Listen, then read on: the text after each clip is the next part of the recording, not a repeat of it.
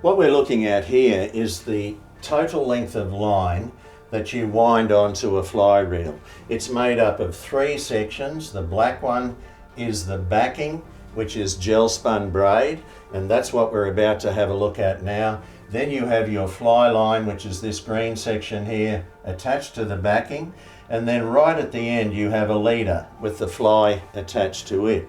So we're about to have a look at the backing, which consists of gel spun braid. Just so there's no confusion, there's a couple of knots here that I will show using an old fly line, simply because it is much easier to see. You don't normally tie knots in your fly line. Most good fly lines have got a welded loop at each end to make your connections with. But just simply so it's easier to see with the camera, we will tie a couple of knots with an old fly line. Don't get confused. Your knots are normally tied in that gel spun braid.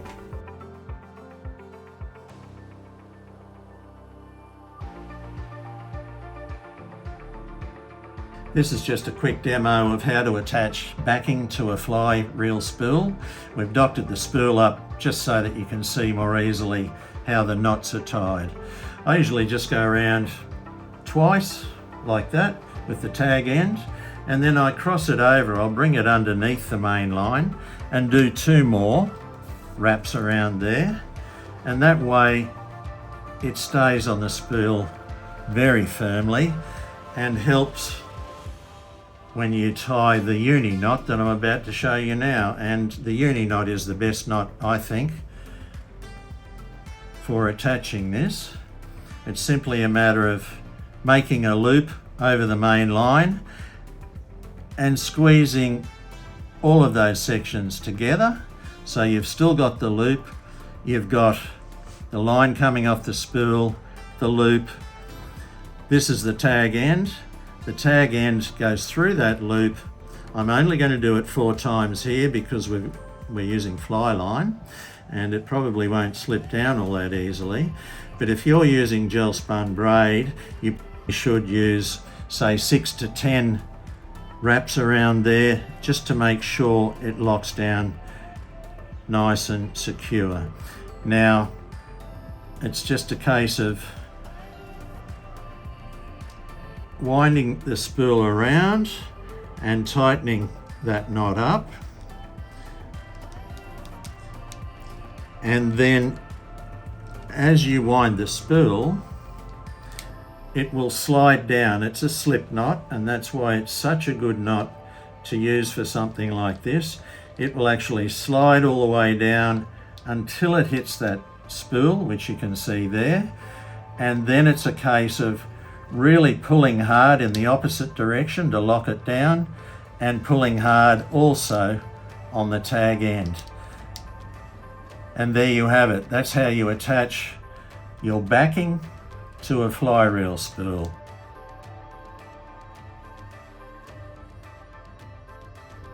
It's very important to pack the backing onto the fly reel as tight as possible. An easy way of doing this is to place a piece of dowel through the spool and control the tension with your feet.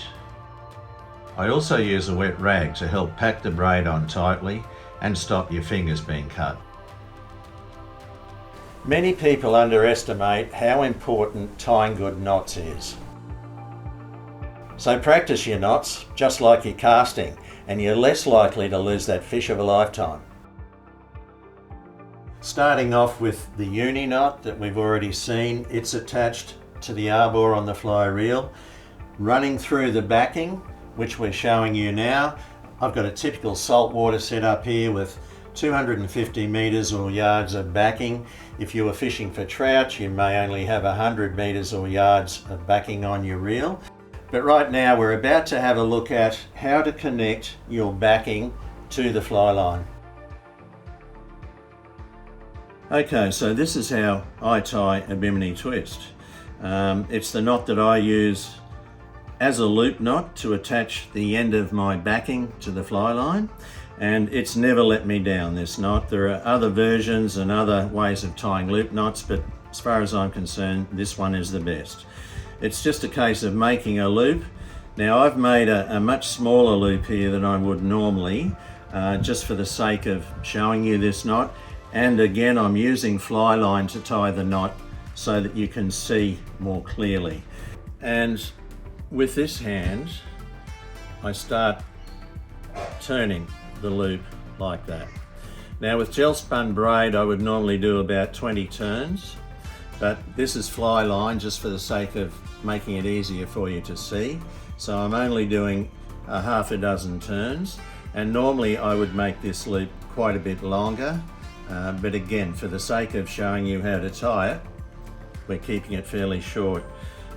I then place the loop over one of my knees, bring my other knee in so that I can separate my knees and pull this section here down tight.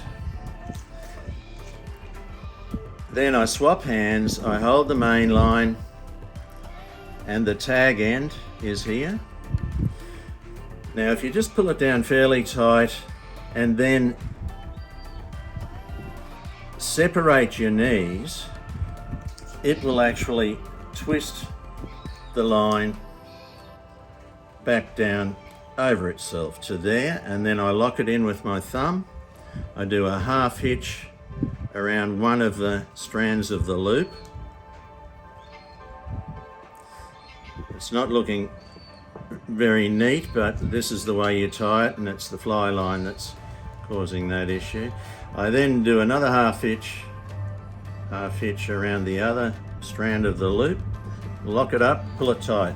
Now the knot is locked, so you can pretty much do whatever you want with it.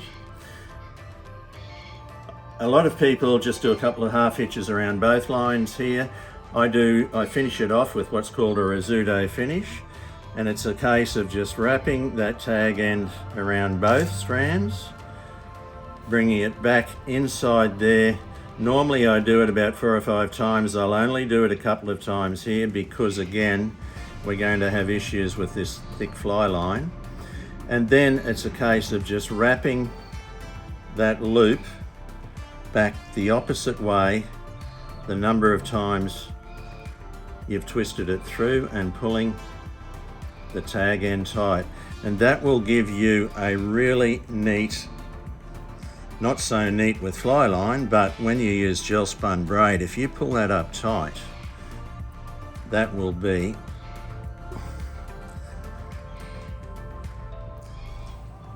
a very neat knot in the gel spun. It looks pretty bulky and not very neat there because I'm using fly line, but that is how you tie a bimini twist. So we've got to the final end of the loop in our backing, and what I do is I put 2 more surgeon's knots. We've got the bimini here, which we've just tied, 2 more surgeons within that loop. And the reason being is you end up with 4 strands of braid in the final loop, which means it's much less likely to cut through the outer coating on the fly line. If you just had a single strand there, braid is quite abrasive, and a single strand may possibly cut through that outer coating on your fly line, whereas with the 4 strands, I've never had that happen. So it's definitely worth putting those 2 surgeons in the end of your loop. Let's have a look at how it's done. Okay, so I've got a bimini. The other thing I do is I double this. So we've got the bimini doubled. There's 2 sections there in the loop. Then we come down here and I tie for this section surgeon's knot, which is a very simple knot. It just goes through the loop like that. I usually do a double surgeons for this. I've never had it come undone. So it's just a matter of wrapping it around for the second time through that loop, and that's a double surgeon's knot. And the other thing I do, I usually do this when I'm at home rigging, so it's these knots aren't normally knots I would tie in the boat, and because of that I've usually got a pencil or a pen handy, and to get all of these sections to pull up tight and evenly, I've found the best way to do it is to put a pencil or a pen or something similar in the loop. That will pull all the strands up evenly. By pulling tight on both of those and then pulling up on the main line, all of those little loose loops pull in tight. So I've got a bimini, we've got a surgeon's here with two wraps in it. And now it's just a case of forming another loop. I usually do it down fairly close to the other surgeon's knot and try and keep it even, that's the main thing. Form, very simple knot, the surgeon's knot, a loop like this, very simple, under there, and it goes, this is a 2-turn surgeon, so it goes through the loop twice, and we will end up with 4 strands, and that's what we need to finish it off. Again, this loop is quite a bit smaller than I would normally do, because you make it big enough to put the reel through at the end. That's the main thing. So I'm just going to do the old pencil trick again to try and get everything up nice and even. Put this pencil through that one so that those strands come up tight and as even as possible, like that. There we go.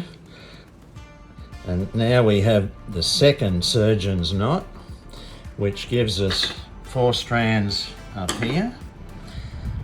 Much less likely to cut through the backing or the outer coating on the fly line. And then we come back down here and we'll trim that off. I usually leave my tags or a little bit of line on the tags. They're usually a bit stronger that way. So you don't have to cut them off too tight. There's a bit of a tag end there, and with a little bit of super glue that tag won't come undone. But there we have it. We've got the 4 strands here that we need to make our loop-to-loop connection in the fly line.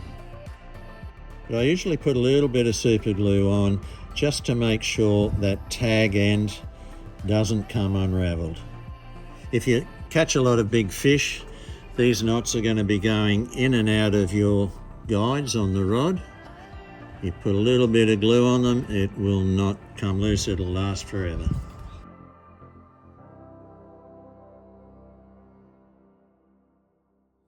Okay, so we've got our 4 strands there in the end of the loop attached to the reel, and now we're going to attach it to our fly line. Now most fly lines these days come with a welded loop, which we have there. It's got a welded loop in each end, and we're going to attach the braid to the fly line by putting it through the loop and then just keeping it even and bringing the reel in, so your loop needs to be big enough to put your reel through, and then just tightening everything up. So you pull your knot, surgeon's knot will fit through that welded loop, and this just pulls up. But the way you don't want it to end up is the way it's going there at the moment, like that. You don't want it to end up like that. What you do want is for this loop to actually go over that loop, over the top of it like that, and that is the way you want it to pull up, like that. And that's your connection between the fly line and your backing. So we've shown the loop-to-loop connection, connecting the end of your backing to the fly line. In the next part of our course, we will be talking more about fly lines.